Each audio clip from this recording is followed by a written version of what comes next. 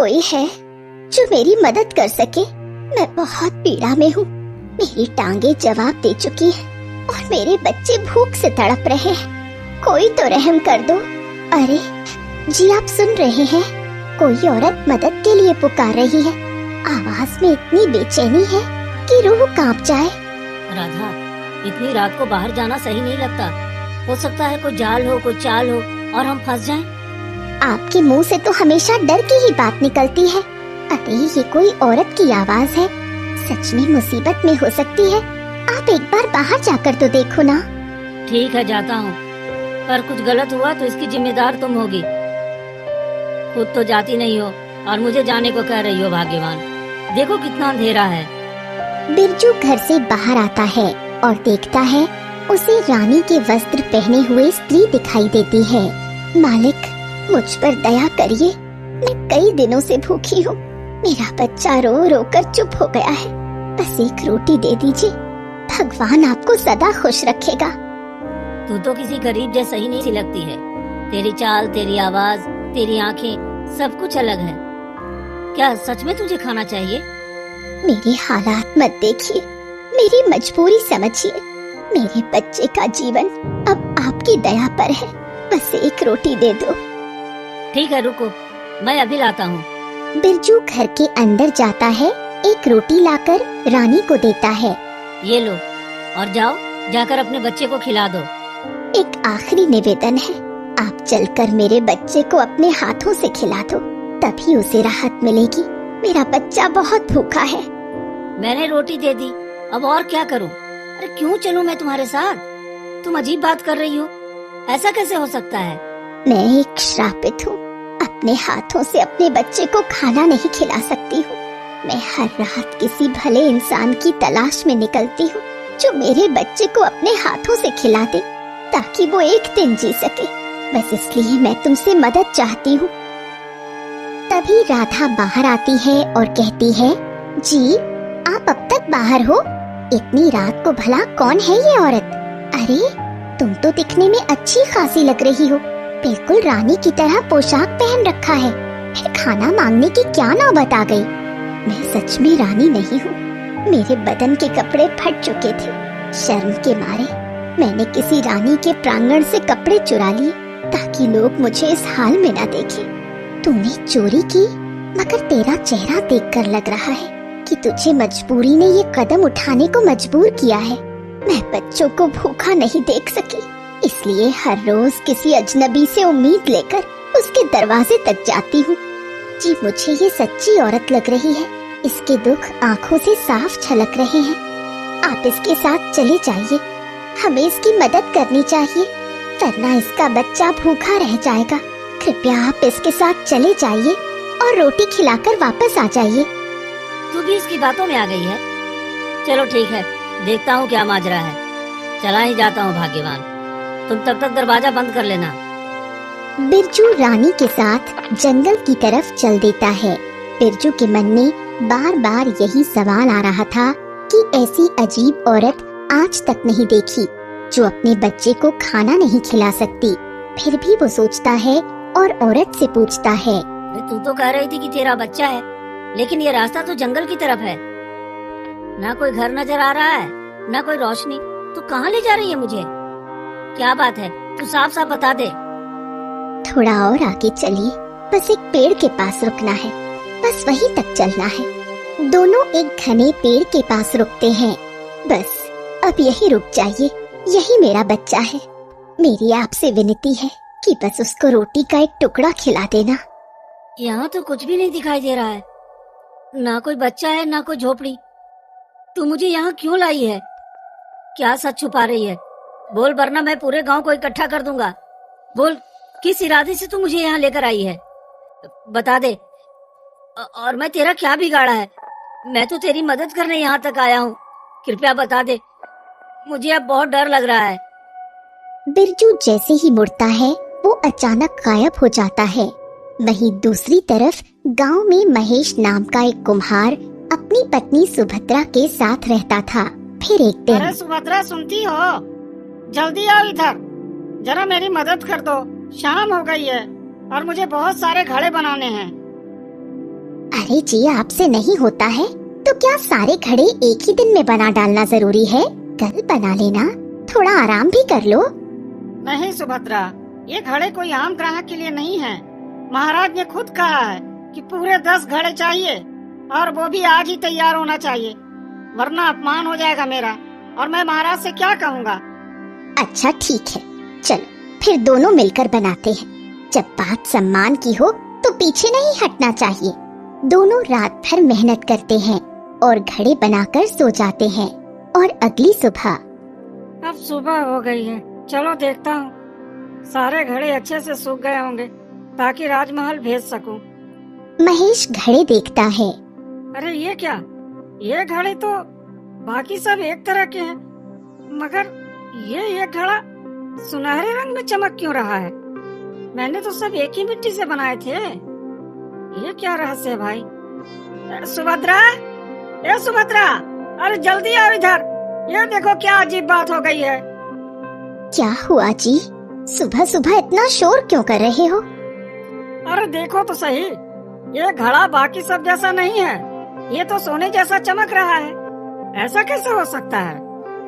ये साधारण घड़ा नहीं लगता, इसमें जरूर कोई रहस्य छुपा है। ऐसा लगता है जैसे ये कोई सुनहरा घड़ा है और इसका कोई रहस्य भी है। तो अब क्या करें सुभद्रा, इस घड़े का क्या किया जाए, तुम ही बताओ। मेरी मानो तो इस घड़े को हम अपने पास रख लेते हैं। ये हमारे घर की शोभा बढ़ाएगा और इसकी सुंदरता से मेरा मन बहुत आकर्षित हो गया है जी, और शायद भविष्य में काम भी आए। इसलिए हम इसको बेचेंगे नहीं और अपने पास ही रखेंगे। आपका क्या कहना है जी? ठीक है, तुम ये घड़ा रख लो, बाकी सब घड़े तुम महल पहुंचा दो और मैं जंगल से कुछ मिट्टी लेने जाता हूँ। आज शाम को फिर कुछ घड़े बनाने हैं बाजार में बेचने के लिए। ठीक है जी, आप जाइए, मैं सारे घड़े लेकर अभी राजमहल के लिए निकलती हूँ। सुभद्रा घड़े महल भिजवाती है और फिर महल में महाराज से मिलने चली जाती है। महाराज क्षमा करें, पर हमें कुछ समझ में नहीं आ रहा कि मायावी जंगल में आखिर हो क्या रहा है। लोग एक एक करके गायब क्यों हो रहे हैं? क्या कह रहे हो मंत्री जी? क्या इस बारे में कोई खबर नहीं आई? महाराज, हमने एक जासूस भेजा था, लेकिन वो भी अभी तक लौट कर नहीं आया। अब हम क्या करें, कुछ समझ में नहीं आ रहा।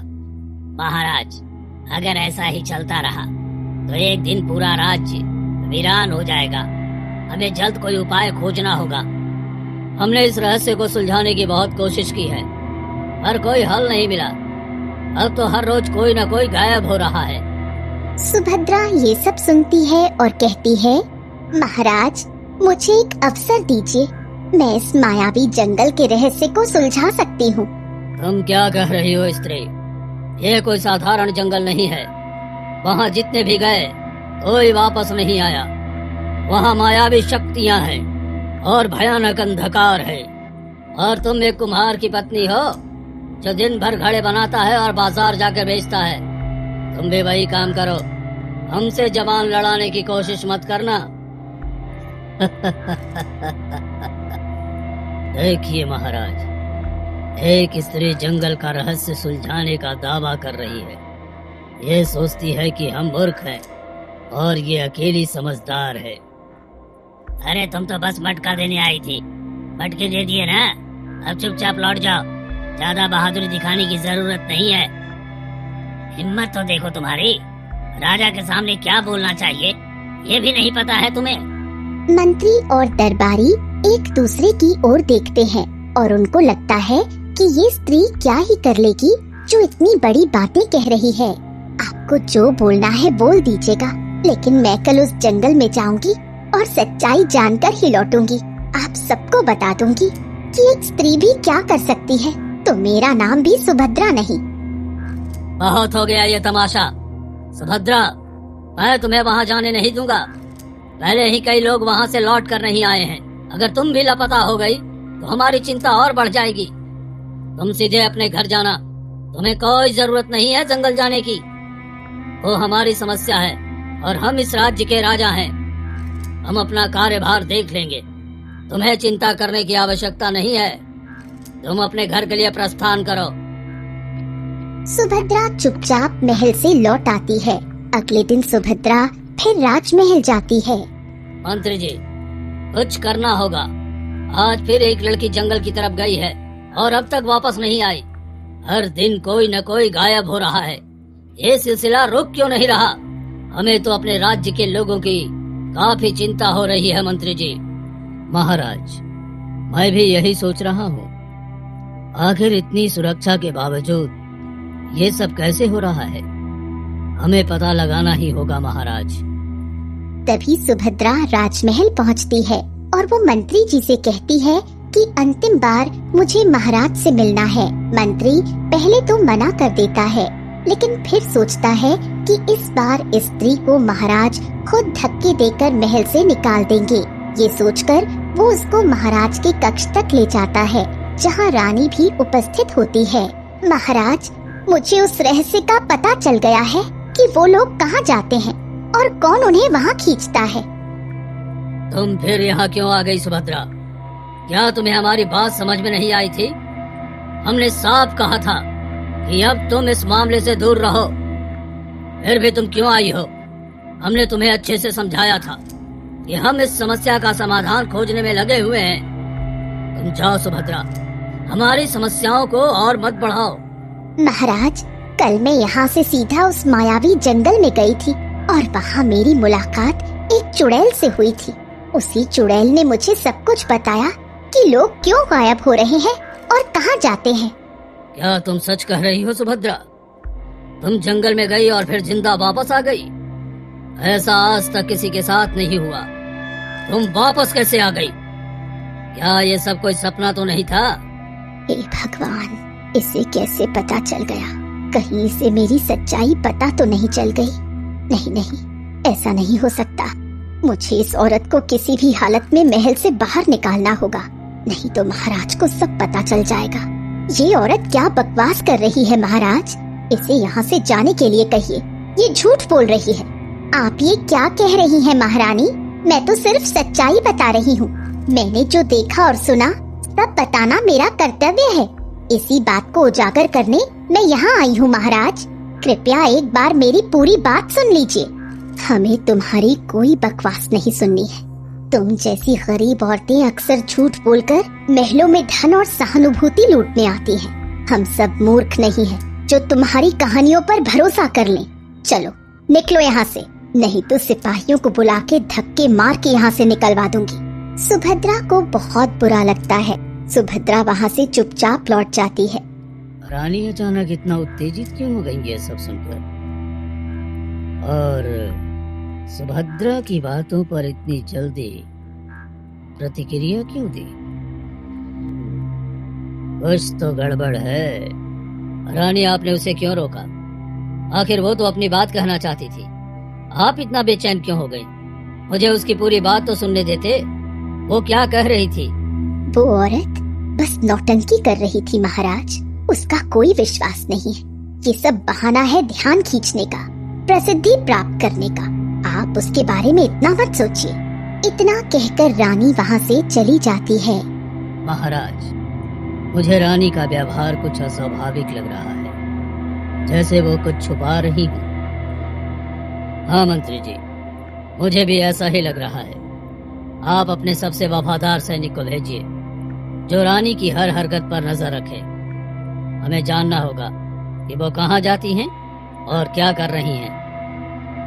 ठीक है महाराज, मैं अभी एक खास सैनिक को उनकी निगरानी में लगा देता हूँ। फिर जैसे ही रात होती है, मुझे अब और देर नहीं करनी चाहिए। मुझे तुरंत जंगल जाना होगा। मुझे उस तांत्रिक से मिलना है और आगे की योजना बनानी है। कोई मुझे देख न ले। रानी चुपचाप महल से बाहर निकलती है। तभी एक सैनिक देख लेता है। अरे, रानी अभी महल से बाहर जा रही हैं और वो भी अकेली। वो कहाँ जा रही हैं? मुझे तुरंत महाराज को ये खबर देनी होगी। सैनिक तुरंत महाराज के पास जाता है और महाराज से कहता है, महाराज, महाराज, रानी इस वक्त महल से बाहर निकली हैं और वो सीधी जंगल की ओर जा रही हैं। क्या तुम सच कह रहे हो? हाँ महाराज, मैंने खुद उन्हें जाते हुए देखा है। ठीक है, तुम यहीं रहो, मैं खुद देखता हूँ। वो कहाँ जाती हैं और क्यों? फिर राजा तुरंत महारानी के पीछे पीछे चलने लगते हैं और महारानी घने जंगलों में अकेली चलती रहती है और एक पुराने पेड़ के पास तांत्रिक बैठा होता है। वो वहाँ जाकर बैठ जाती है। महारानी एक तांत्रिक से मिलने आई है, वो भी इतनी रात को। जरूर कोई बात है, मुझे ध्यान से सुनना होगा। तांत्रिक, मुझे ये जानकर बहुत खुशी हुई कि गांव से एक एक करके लोग गायब हो रहे हैं। ये सब तुम्हारे कारण संभव हुआ है और अब हमें उस चुड़ैल को भी खत्म करना होगा। अब और देर नहीं होनी चाहिए। सुभद्रा कुम्हार की पत्नी ने सब जान लिया है। चुड़ैल ने उसे सब कुछ बता दिया है। अगर हम अब भी कुछ नहीं करेंगे तो वो सारा राज उजागर कर देगी और फिर हमारा सारा खेल खत्म हो जाएगा। महारानी, आप चिंता न करें, लेकिन अभी हमें उस चुड़ैल को मारना नहीं है। हमें उसे इस अमावस्या तक जिंदा रखना होगा, क्योंकि उसी के श्राप से हम ये सब कर पाए हैं। अगर अभी उसे खत्म किया तो सारी शक्ति खत्म हो जाएगी। हमें ध्यान रखना होगा, क्योंकि वो चुड़ैल कोई साधारण आत्मा नहीं है। उसके ऊपर एक श्राप है। उसी श्राप का हमने वर्षों से लाभ उठाया है। सालों पहले जब महल में खुशियों की लहर थी, उस समय बड़ी रानी निधिमा ने एक सुंदर पुत्र को जन्म दिया था, जिसे देख महाराज फूले नहीं समा रहे थे। और उसी दिन छोटी रानी रोहिणी का मन जल उठा था। उससे ये सहन नहीं हो रहा था कि सारा प्रेम और आदर बड़ी रानी को मिल रहा है। रानी निधिमा, तुम तो मेरे जीवन की सबसे बड़ी सौगात हो। आज मुझे एक पुत्र की प्राप्ति हुई है। मैं बहुत भाग्यशाली हूँ कि तुम मेरी प्रिय रानी हो। महाराज, मुझे भी बहुत खुशी है कि आप मुझसे इतना प्रेम करते हैं, जितना कि मेरे माता पिता ने भी मुझसे नहीं किया होगा।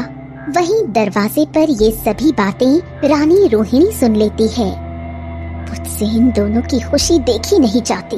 महाराज का सारा प्रेम इसी के पास है और अब एक पुत्र भी हो गया है। अब अगर मैं कुछ नहीं करूँगी तो सारी जिंदगी यही मुझे पीछे छोड़ती रहेगी। रानी रोहिणी अपने कक्ष में लौट आती है।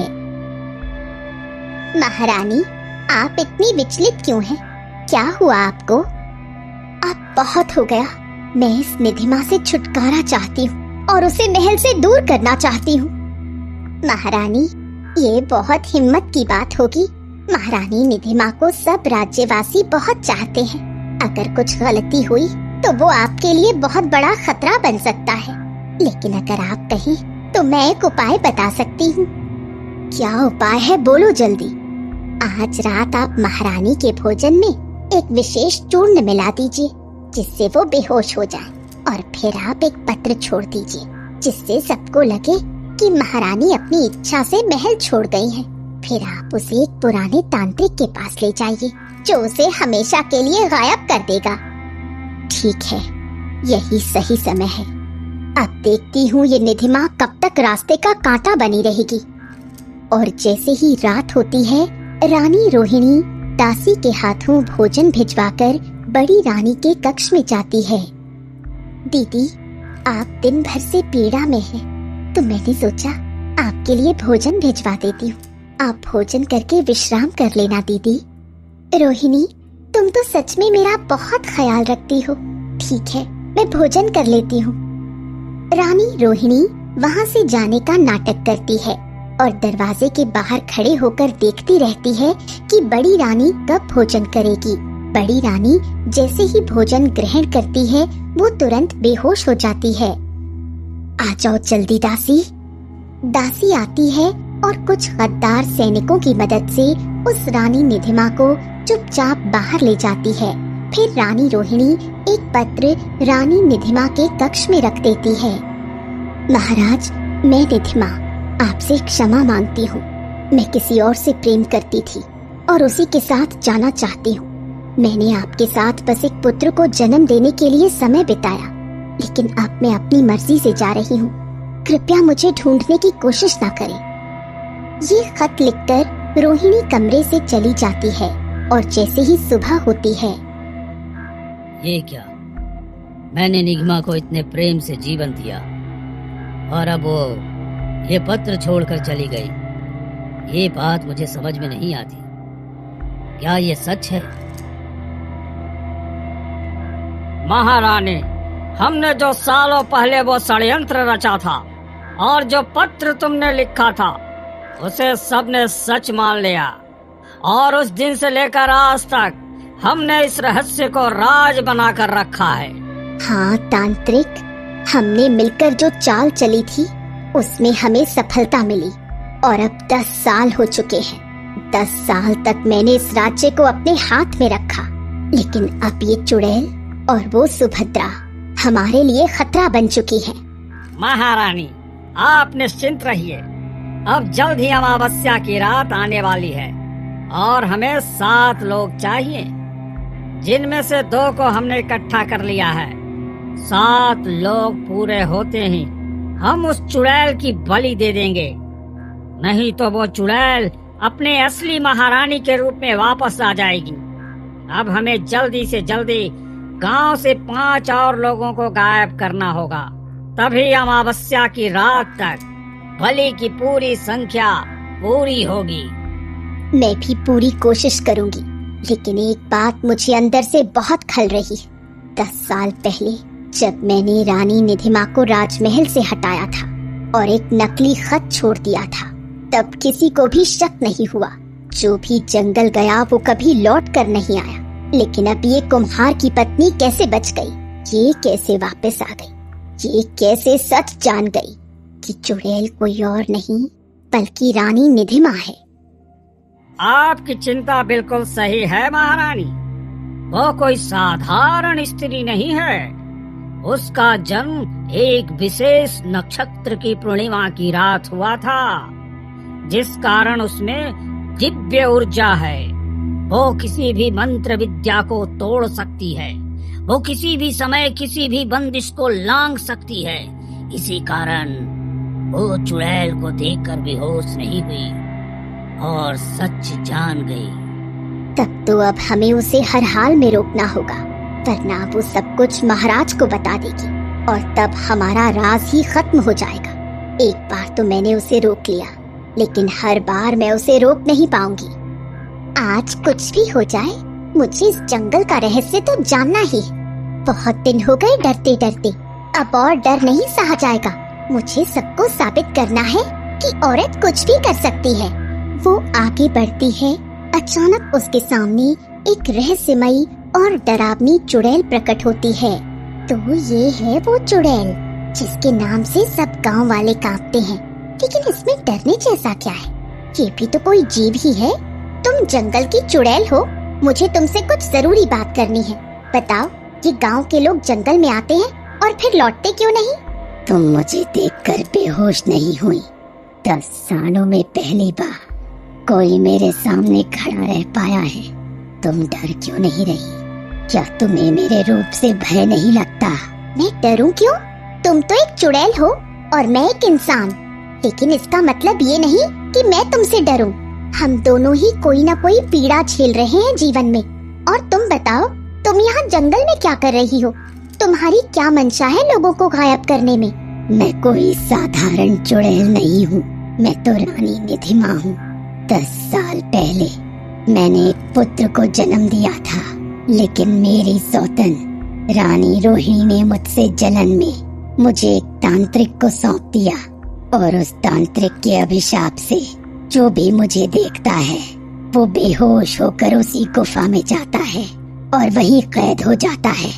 तुम बहुत विशेष हो, इसलिए मैं तुम्हें सब सच बता रही हूँ।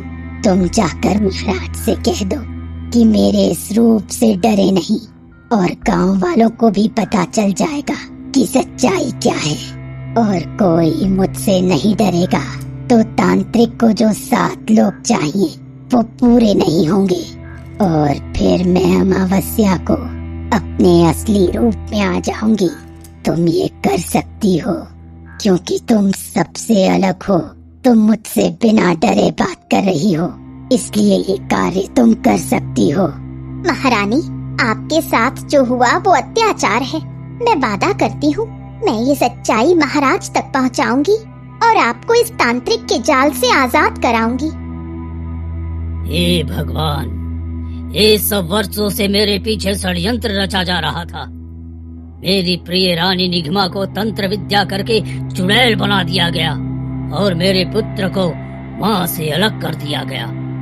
निगमा के नाम पर झूठा खत छोड़ दिया गया। नहीं, मैं इन सबको अब जिंदा नहीं छोड़ूंगा। तभी पीछे से सुभद्रा महाराज को रोकती है। महाराज रुकिए, आप कोई बड़ा कदम उठाने से पहले मेरी बात सुन लीजिए। तुम यहाँ क्या कर रही हो? तुम्हारी इतनी हिम्मत कैसे हुई मेरे पीछे आने की? महाराज, आपने सब कुछ अपनी आँखों से देखा और अपने कानों से सुना। यही बताने तो मैं उस दिन महल आई थी, लेकिन महारानी ने मुझे महल से भगा दिया। उसी दिन से मैंने उनका पीछा करना शुरू कर दिया और आज ये सच आपके सामने है। तो ये सब सच है रोहिणी, और वो तांत्रिक 10 सालों से मेरे साथ छल कर रहा था। मुझे अब समझ में आ गया। इस छल के परतों को फाड़कर सच्चाई उजागर करूंगा। मैं अभी इसी वक्त दोनों को छोड़ूंगा नहीं। इन्होंने मेरी रानी के साथ बहुत गलत किया है। महाराज, आप रुक जाइए। अभी गुस्से में आकर कोई भी कदम उठाना पूरे खेल को बिगाड़ सकता है। अगर तांत्रिक को जरा भी भनक लग गई तो वो रानी निधिमा को अमावस्या से पहले ही खत्म कर देगा। लेकिन सुभद्रा, मैं क्या करूं? मेरा मन चीख रहा है। मैं अब और इंतजार नहीं कर सकता। मुझे मेरी रानी वापस चाहिए। मैं उससे बहुत प्रेम करता हूँ और उसके बिना मैंने ये 10 साल कैसे बिताए हैं ये सिर्फ मैं ही जानता हूँ। महाराज, आपकी व्यथा मैं समझती हूँ, लेकिन अगर आप चाहते हैं कि रानी आपके पास कुशल मंगल लौटे तो हमें बुद्धि से काम लेना होगा। तो बताओ सुभद्रा, तुम तो चतुर हो, तुम्हारे पास बहुत दिमाग है। फिर बताओ, मैं अपनी रानी निगमा को कैसे चुड़ैल के रूप से आजाद कर सकता हूँ? कुछ तो बताओ। मेरे पास एक जादुई घड़ा है। उसमें जल लेकर जो भी पीता है वो श्राप मुक्त हो जाता है, क्योंकि वो घड़ा बहुत ही अद्भुत है और सुनहरा घड़ा है। वो मेरे घर में है, जो किसी भी तांत्रिक अभिशाप को समाप्त कर सकता है। तो फिर तुम आज ही जाकर वो घड़ा ले आओ। मैं उसमें पानी रखकर अपनी रानी को पिलाकर उसे इस श्राप से मुक्त करना चाहता हूँ, और तुम्हारा ये उपकार मैं कभी नहीं भूलूंगा। हाँ महाराज, ये घड़ा मैंने अपने घर में रखा है। महाराज, इसमें उपकार की कोई बात नहीं है। ये अच्छाई और बुराई की लड़ाई है। अगर रानी रिधिमा उस घड़े के जल से ठीक हो जाती है तो मैं वो घड़ा आपको समर्पित करने को तैयार हूँ। मैं कल सुबह वो घड़ा लेकर राजमहल आ जाऊंगी। लेकिन महाराज, आपको लगता है कि महारानी रोहिणी के होते हुए आप ये सब कार्य कर सकते हैं? जिन्होंने 10 वर्षों से ये राज छुपाए हों, वो ये सब करने दे सकती हैं? तो हमें क्या योजना बनानी चाहिए सुभद्रा? आप रानी रोहिणी को 2-3 दिन के लिए किसी कारण से महल से बाहर भेज दीजिए, ताकि हम इस बीच बड़ी रानी जो जंगल में कैद है उनको जल दे सके। तुम ठीक कहती हो।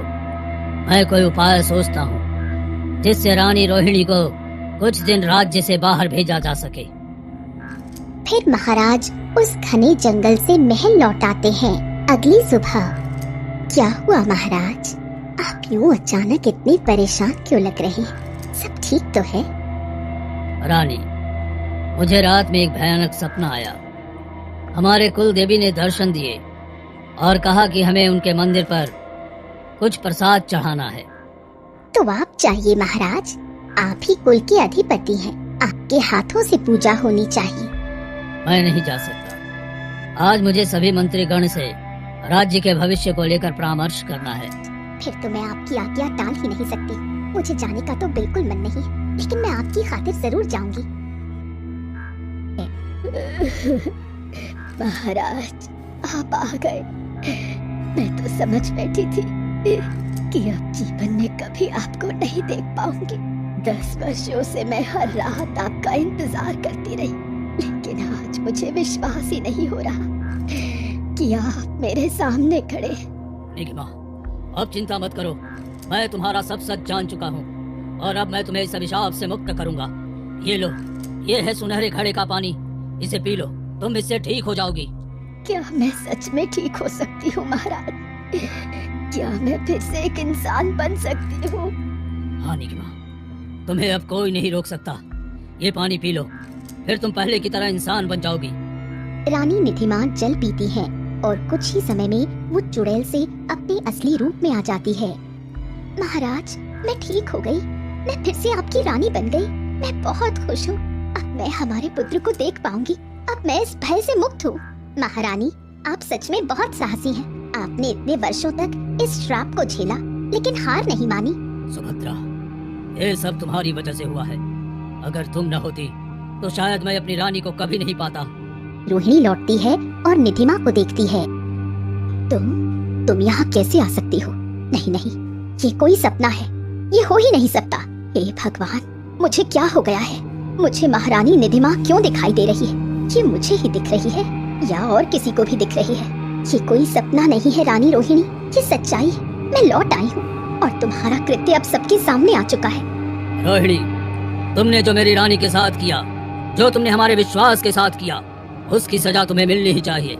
सैनिकों, इस रानी को तुरंत कारावास में डाल दो। अब यह जीवन भर काल कोठरी में रहेगी, जहाँ इसे अपने किए का पश्चाताप हो। जैसी आज्ञा महाराज। महाराज, मुझे क्षमा कर दीजिए। महाराज, मुझसे गलती हो गई, मैं फिर कभी ऐसा नहीं करूंगी। मैं आपसे बहुत प्रेम करती हूँ महाराज। लेकिन महाराज कोई जवाब नहीं देते और सैनिक रानी रोहिणी को कारागार की तरफ लेकर चले जाते हैं। ऐसी ही स्टोरी देखने के लिए हमारे चैनल को लाइक और सब्सक्राइब करें और हमारी छोटी सी फैमिली का हिस्सा बने। मिलते हैं एक नई स्टोरी के साथ।